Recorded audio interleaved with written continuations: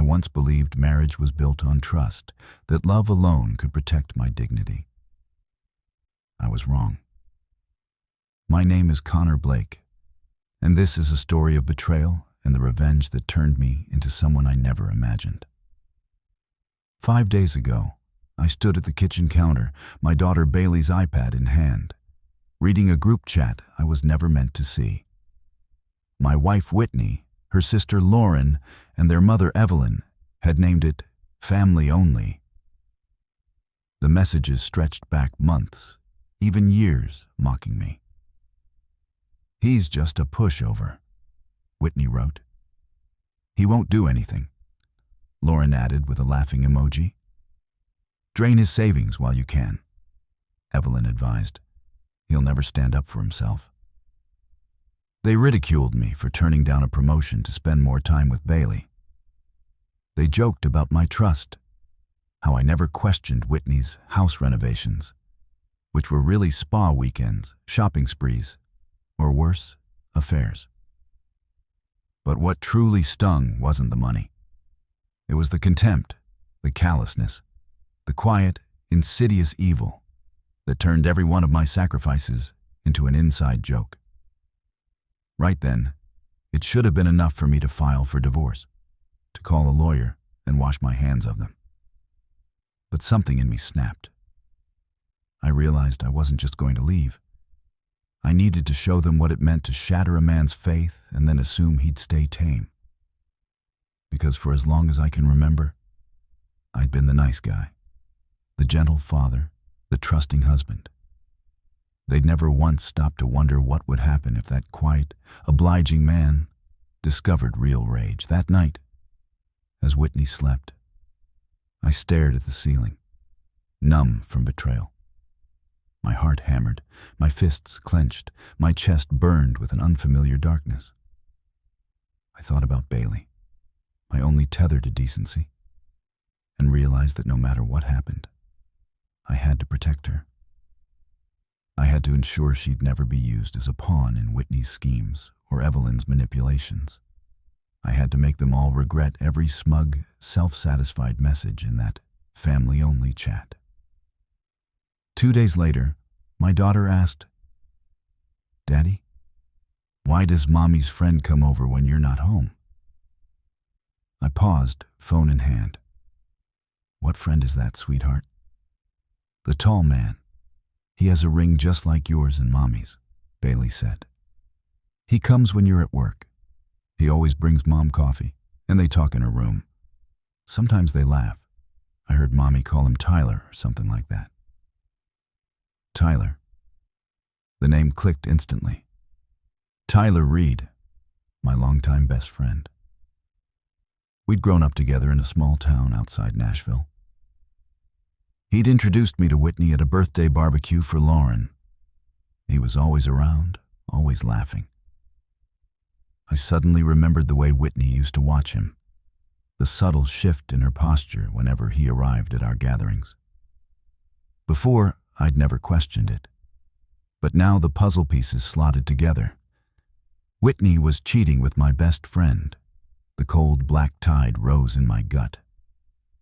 After Bailey ran off to watch cartoons, I placed a small motion-activated camera in the living room, its lens hidden behind a vase. Whitney, too confident in my obliviousness, never noticed.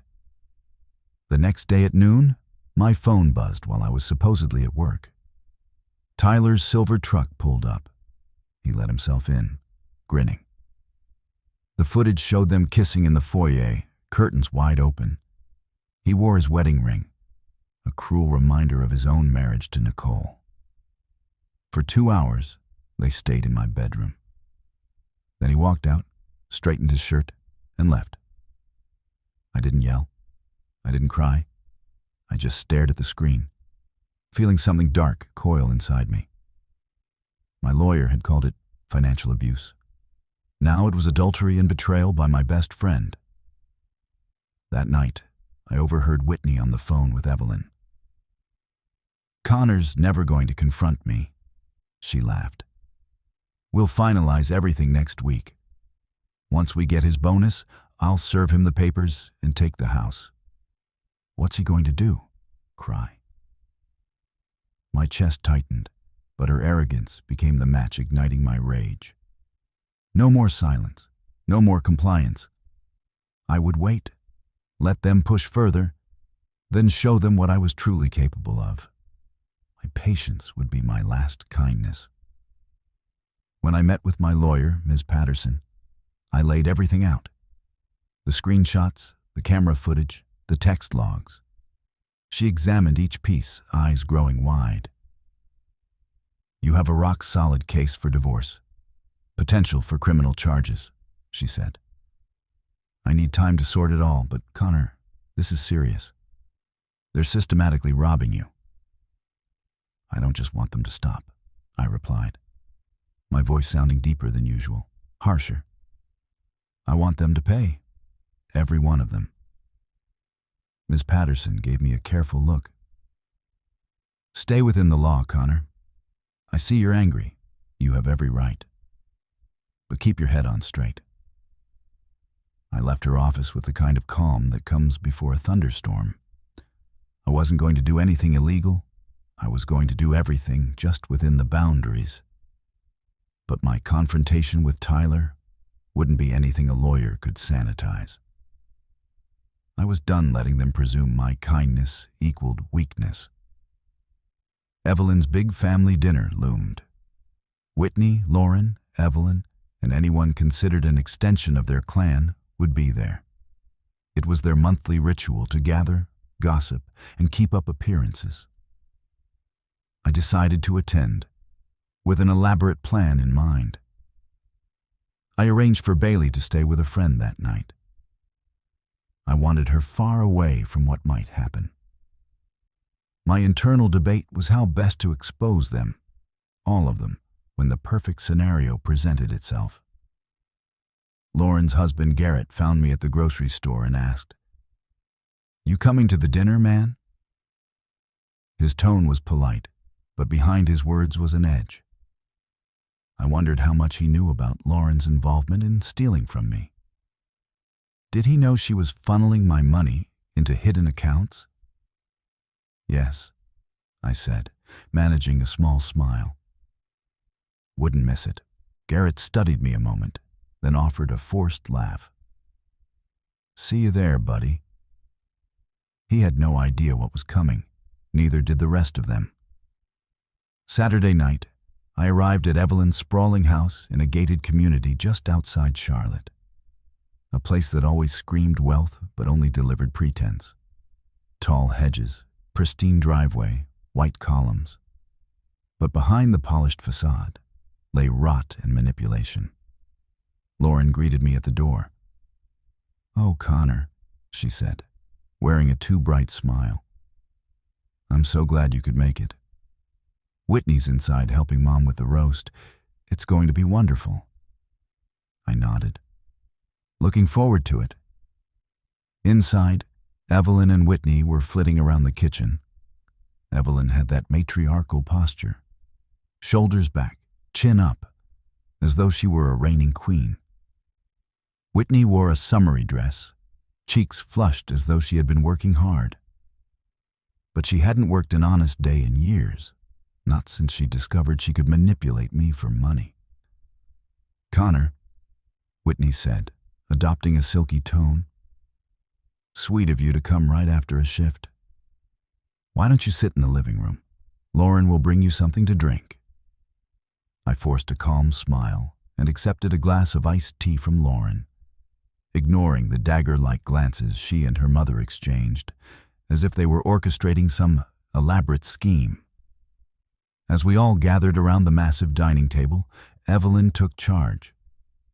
"Let's go around and share some highlights of our week," she said. "Whitney, darling, why don't you start?" Whitney tossed her hair. "Oh, I've been prepping the final details of my business venture. I was going to keep it under wraps, but I can't resist sharing. It's going to bring in substantial revenue." She placed a hand on my arm. "I'm counting on my wonderful husband to support me." Arrogance laced every syllable. They thought they had me cornered, a docile spouse, a pliable wallet. They didn't know I had cameras, bank statements, and piles of evidence stacked neatly in Ms. Patterson's office, ready to detonate in divorce court. But the dinner wasn't just about exposing them. I wanted something else too. The raw confrontation, the chance for them to see me, to realize their illusions about me were done. A doorbell interrupted the conversation. Before Lauren could rise, I calmly stood. "I'll get it." Opening the door, I found a courier I'd hired holding manila envelopes. I gave him a polite nod, and he vanished. The family stared, perplexed, as I entered with those envelopes, each labeled with someone's name. My heart hammered.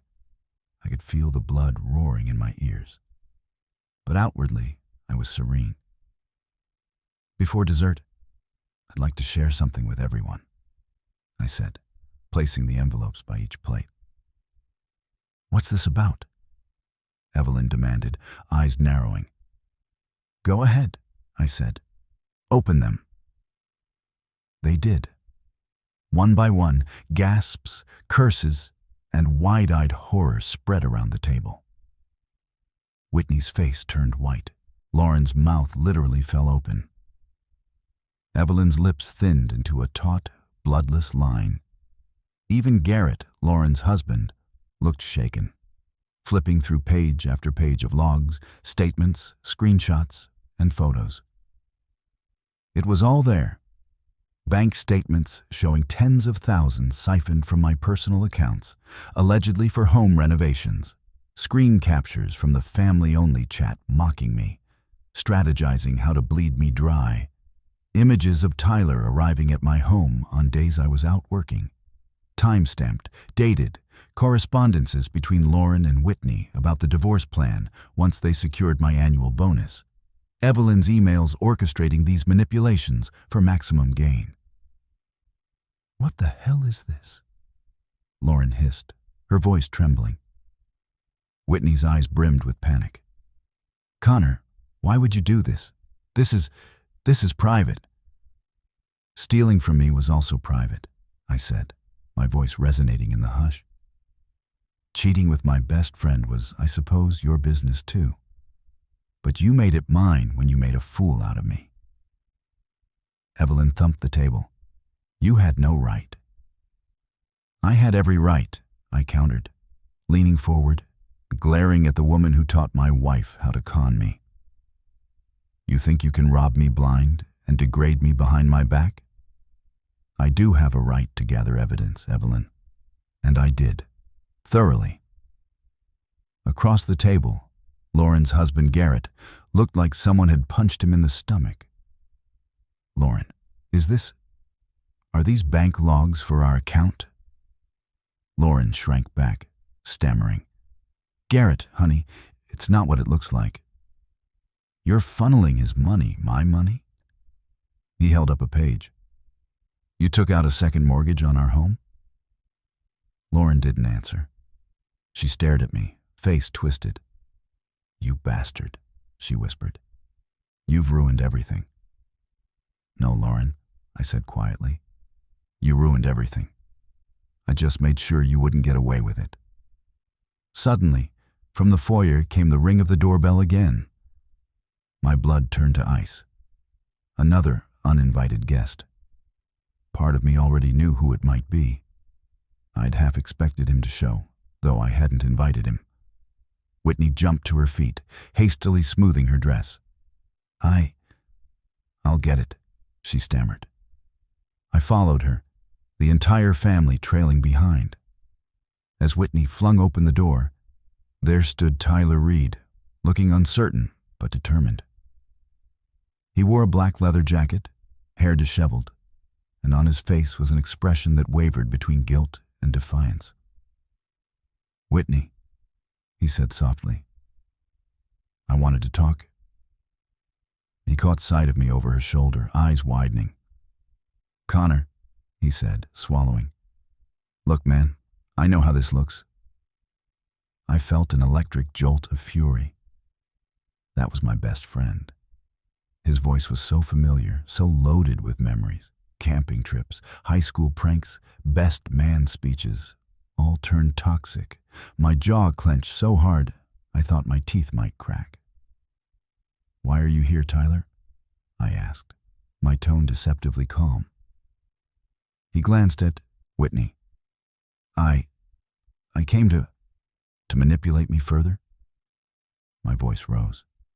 "To waltz into my home again while I'm away?"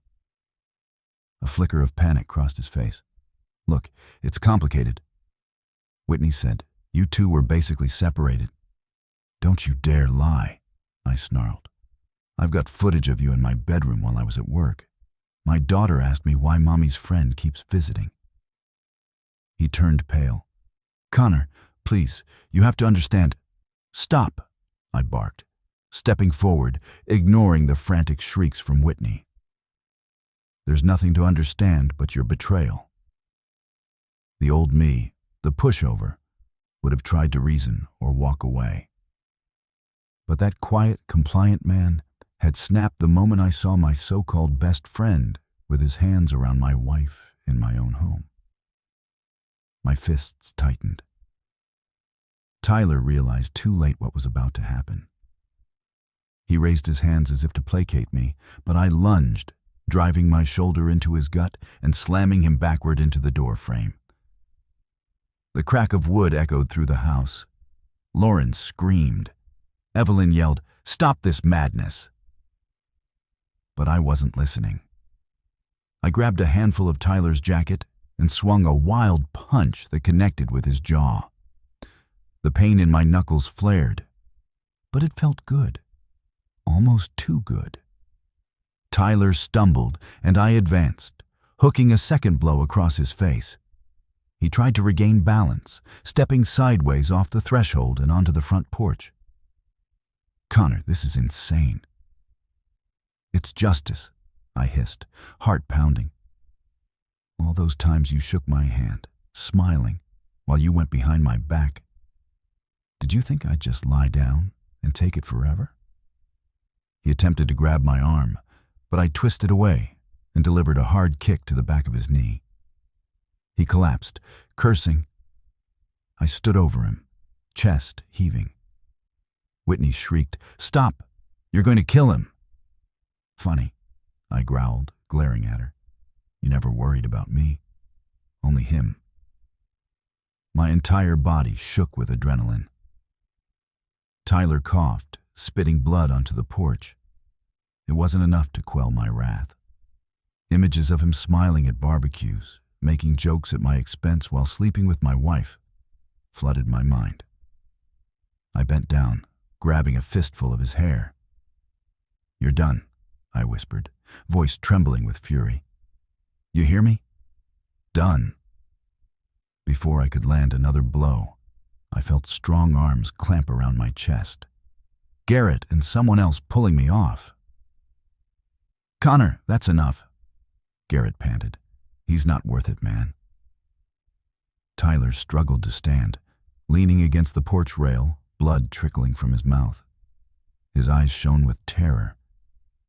He'd never seen me like this. None of them had. I let Garrett and the others drag me back inside, my breath coming in ragged gasps. Whitney rushed to Tyler's side, ignoring the meltdown of her mother and sister. Evelyn was shouting about calling the police. "Call them," I spat. "We'll see how they like the evidence I've collected on your entire family. Go ahead, Evelyn." She froze, phone half raised. "You're threatening us?" "Threatening?" I let out a bitter laugh. "No, just stating a fact. If you call the police, you'll all face a tsunami of charges for fraud, theft, conspiracy, maybe more. I'll be arrested for assault, sure. But at least I'll know every dirty secret of yours is on the record. And I promise I'll walk out of that station far quicker than you'll wiggle your way out of your charges." For a long moment, no one moved. Lauren collapsed onto a chair, face in her hands. Evelyn glared but said nothing, phone dropping to her side. The only sound was Whitney sobbing by Tyler's side as he wiped blood from his split lip. Garrett, exasperated, rubbed his face. This is insane. Lauren, did you really conspire with them to steal money from Connor? She nodded tearfully, then spat at me in sudden rage. You didn't have to do this publicly. Couldn't you just leave quietly? Why should I? I shot back, gesturing wildly. Why should I go quietly after what you all did? It was never enough just to cheat me out of money, was it? You had to degrade me, laugh at me, call me a pushover in your private chat.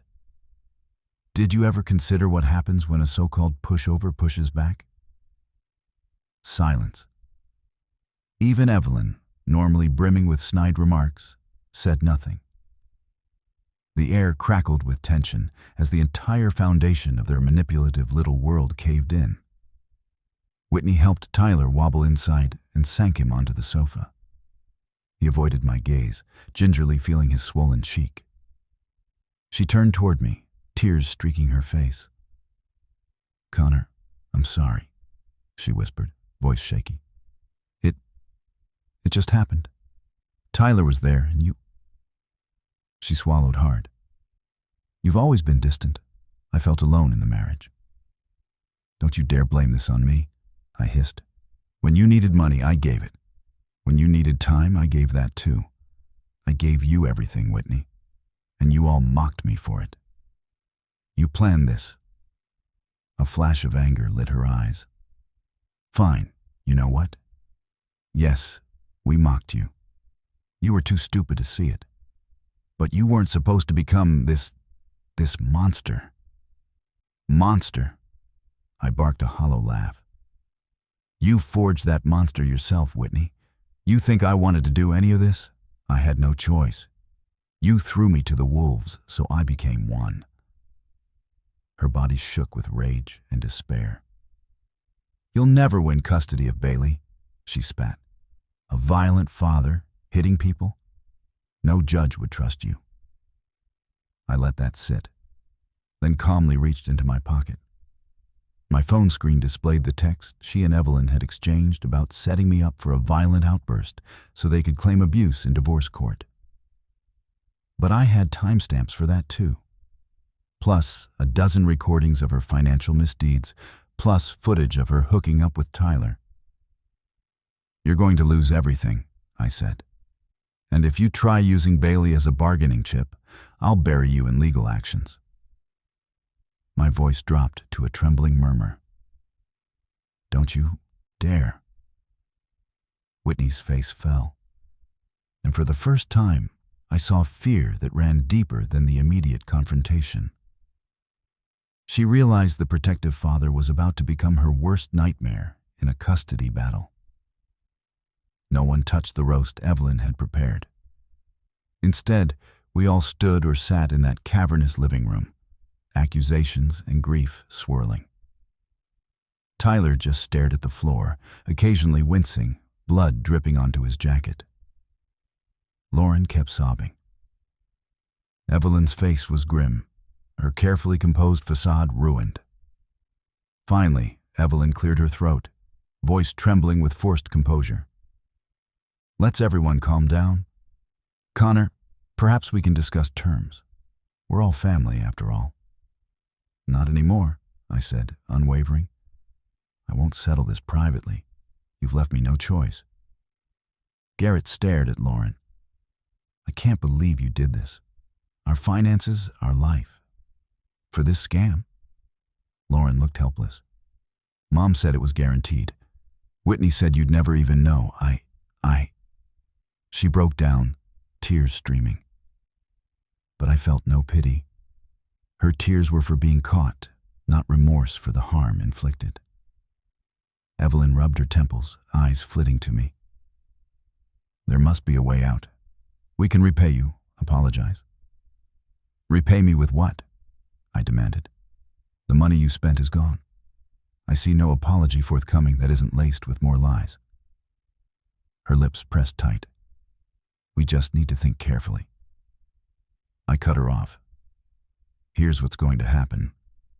I've already filed for divorce. The court documents are done. You'll be served soon enough. All I need now is to ensure Bailey's best interests. As for the fraud, that's a separate matter.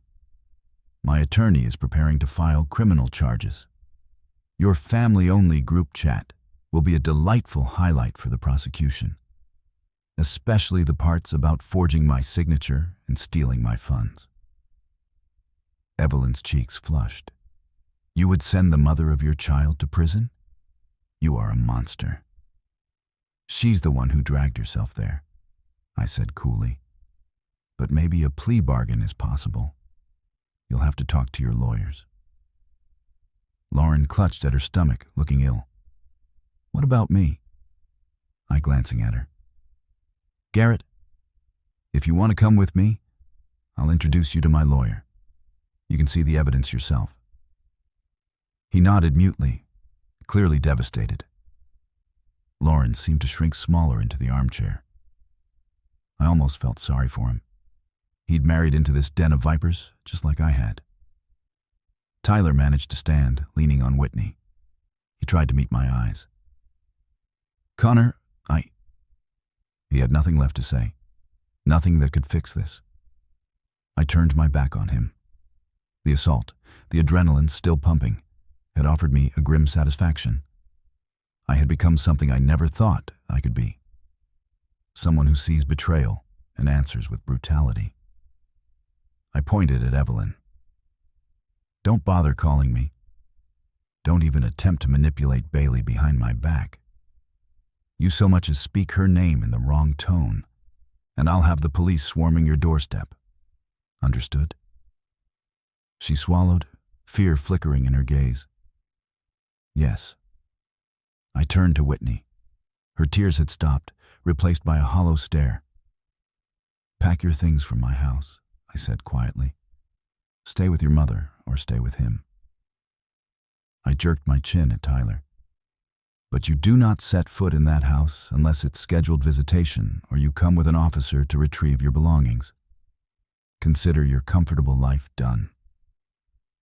Whitney opened her mouth, then shut it. She was beaten, and she knew it. Within days, Ms. Patterson filed an avalanche of paperwork, restraining orders, custody motions, lawsuits for fraud and theft. Lauren's husband worked with us, unveiling more hidden funds, more creative ways Evelyn and Whitney had stolen. The net closed in rapidly. Tyler tried calling me once. I didn't answer. He left a voicemail. I know I messed up, but we can't let it end like this. We've been friends since... I deleted it, never replying. Some betrayals can't be forgiven. News spread fast. Whitney's mother, Evelyn, ended up under investigation for orchestrating multiple financial schemes over the years, including forging other family members' signatures for lines of credit. Lauren's meltdown intensified when Garrett froze their accounts, launching his own suits against her. Their lavish lifestyle collapsed. As for Tyler, his wife Nicole found out. She'd suspected something but never guessed it would be me who uncovered it. She filed for divorce and took their 2 kids. She also took a scorched earth approach, calling every mutual acquaintance and letting them know what Tyler had done. Within a month, my quiet suburban world exploded into a swirl of legal depositions, property transfers, and, ironically enough, hush money. Whitney, Lauren, and Evelyn tried to offer me settlement deals. Ms. Patterson refused them all, pressing for maximum damages. She told me I'd end up with more than I'd ever imagined. But money wasn't my primary concern. Bailey was. I insisted on primary custody, citing Whitney's proven record of manipulation and fraud.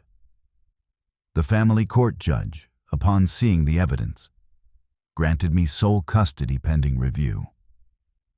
Whitney got supervised visitation, supervised because the court believed she might emotionally manipulate Bailey or even abduct her. It was an extreme measure, but her betrayal went beyond finances. She'd plotted to use Bailey as leverage in the divorce. That was enough to turn the tide in my favor. Weeks turned into months. I found a new house in a decent neighborhood in Raleigh, less fancy, more honest.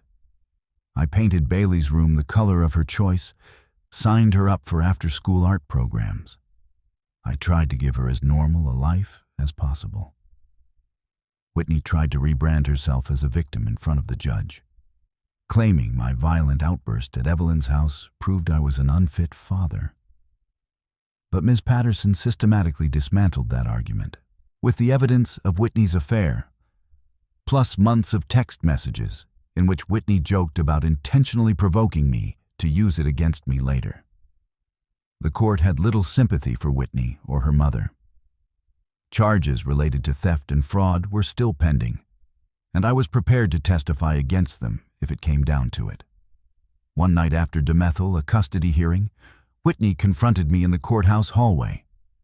Her mascara had run, her hair was unkempt, and she looked like she hadn't slept in days. "Connor," she said softly, "I'm sorry for everything. I know it might be too late, but I don't want to lose Bailey. You have to understand, I never meant—" "Stop," I said, my voice cutting. "I'm not that gullible man anymore." She started crying. The old me would have consoled her, apologized for her tears. But I just stared, thinking of how she'd forced Bailey to lie about me, how she'd planned to bleed our accounts, how she'd mocked me. "You set this in motion," I said coldly. "Deal with it." Then I walked away. Tyler cornered me outside a local diner a week later. His face still bore a faint scar on the cheek where I'd struck him. He looked thinner, cheeks hollow as if life had wrung him out. "Connor," he said, voice quavering, "I just want to say I'm sorry. I lost everything. Nicole, my kids, my job. I messed up. I was drunk or stupid or both. Whitney needed someone, and I slammed the car door behind me, stepping closer until we were face to face. He flinched. "You took advantage," I hissed. "And you did it for months, not just one drunken night." He swallowed, shame rolling off him.